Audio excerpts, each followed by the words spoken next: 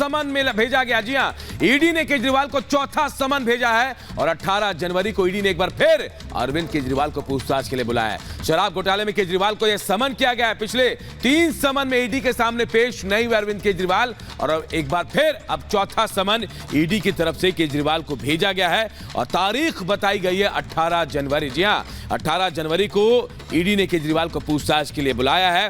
शराब घोटाला केस में केजरीवाल को यह समन ईडी की तरफ से भेजा गया है। यह चौथा समन है। पिछले 3 समन पर ईडी के सामने पेश नहीं हुए थे अरविंद केजरीवाल और यह चौथा समन और 18 तारीख को एक बार फिर ईडी ने अरविंद केजरीवाल को पूछताछ के लिए बुलाया है।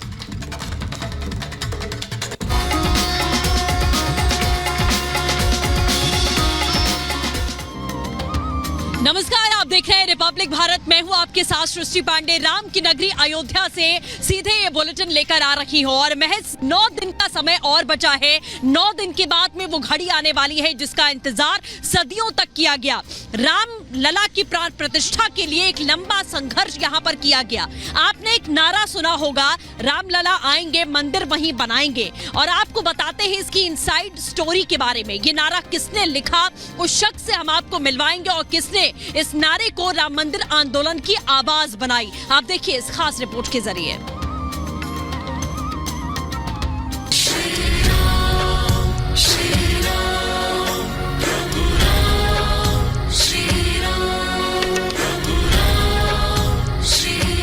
प्रभु चरणों की गति अविरल है, ना समझो ये रुक जाएगी। बाधाएं चाहे जैसी हो एक दिन खुद ही झुक जाएंगी। अब राष्ट्र प्रेम मन में भरकर भारत माँ का गुणगान करो और राष्ट्रदेव श्री राम प्रभु के मंदिर का निर्माण करो।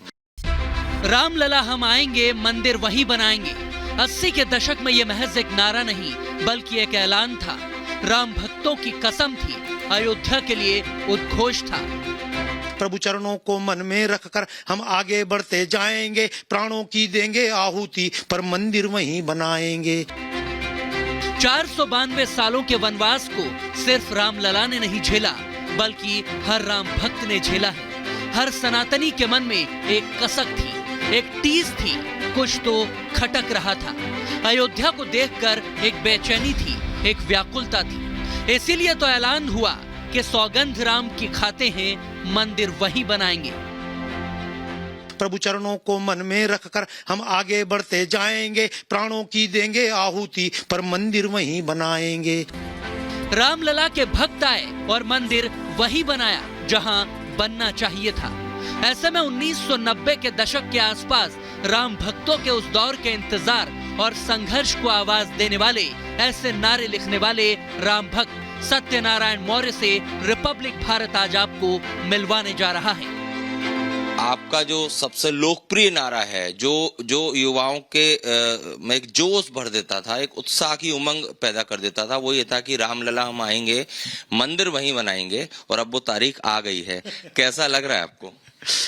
कुछ चीजें शब्दों में व्यक्त की जा सकती है लेकिन कुछ भावनाएं व्यक्त नहीं की जा सकती है, उनको केवल महसूस किया जा सकता है। आप ही समझ लें, इतना कह सकता हूं मैं।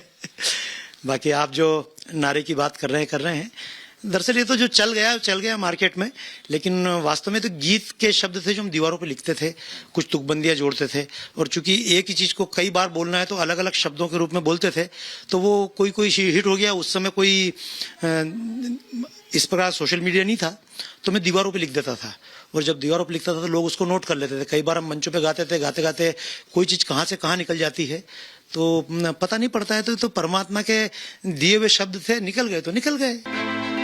सत्यनारायण मौर्य का दिया ये नारा पूरे राम मंदिर आंदोलन से लेकर अब तक खूब चर्चाओं में रहा। राम भक्त इसे एक ऐलान मानते थे तो विरोधी मजाक भी बनाते थे। कहते थे मंदिर वहीं बनाएंगे लेकिन तारीख नहीं बताएंगे।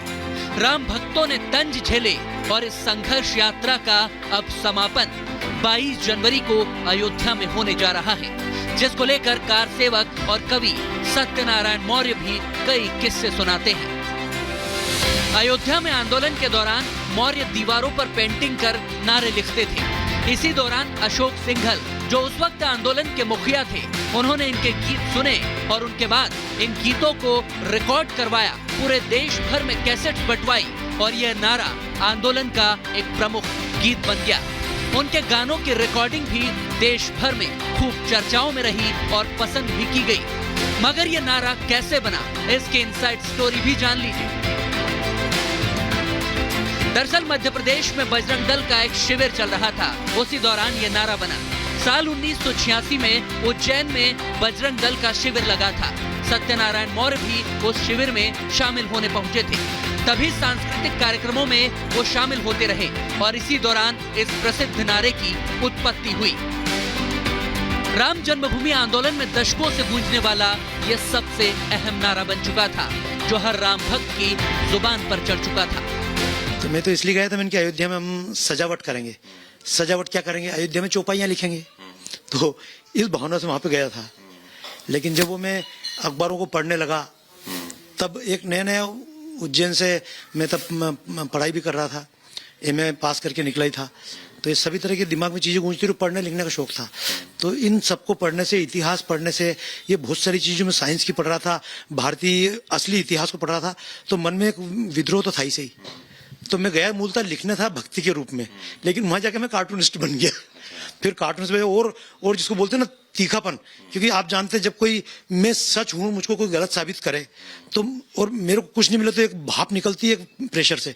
तो मेरे नारों में बहुत कट्टरता, मतलब जिसको बोलते वो होती थी। तो कई बार तो मैं नारे लिख के आता था, तो माननीय चंपत राय जी मेरे को बोलते थे, तुम क्या लिख के आए हो और तुम आग लगवाओगे क्या, और तुम ये पूरा आंदोलन हमको जवाब देना पड़ता है। मैं उनसे धीरे से एक बात पूछता था, क्या मैंने गलत लिखा?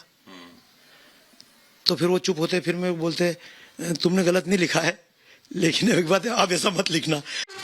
सत्यनारायण जी को भी अब अयोध्या में प्राण प्रतिष्ठा समारोह में आने का निमंत्रण मिला है, क्योंकि उनकी और ऐसे अनेकों राम भक्तों का संघर्ष है कि आज अयोध्या में भव्य राम मंदिर आकार ले रहा है। लेकिन उस दौर को याद करते हुए मौर्य भावुक भी हो जाते हैं। परमात्मा ने ऐसी स्थिति पैदा की, नहीं तो हम कभी सोच नहीं सकते थे कि जब कांटों की दीवारें थी, जब वहाँ डंडे पड़ते थे, जब वहाँ गोलियां चलती थी, और 50 सालों से ये मीडिया भी, आप जिस मीडिया बैठे हो इसी ने काले पन्ने किए थे, राष्ट्रीय शर्म का विषय है। वो मीडिया आज 24 घंटे रामलला को दिखा रहा है, और मेरे जैसे व्यक्ति के लिए, मतलब आप यहाँ पे आए तो मैं मानता हूँ कोई छोटी मोटी घटना नहीं है। इस देश में प्रारंभ हुआ है राम मंदिर। मेरे सपनों को पूरा नहीं हो रहे, मेरे सपने पूरे, राम मंदिर से मेरे सपने पूरे होने की शुरुआत हो रही है। और अभी तो सपने बहुत बड़े बड़े सपने हैं। हमारे सपने तो है कि पूरी दुनिया में भारत जगत गुरु बने और पूरी दुनिया विश्व के लिए जगत गुरु बने। एक ही बात को विशेष रूप से कहता हूं कि इस देश में जातिवाद खत्म हो जाए, इस देश में महिलाओं का सम्मान फिर से जागृत हो जाए, इस देश में बच्चे बूढ़े सभी अपने अपने कर्तव्यों को समझें और देश को महान बनाने की ओर निकलें।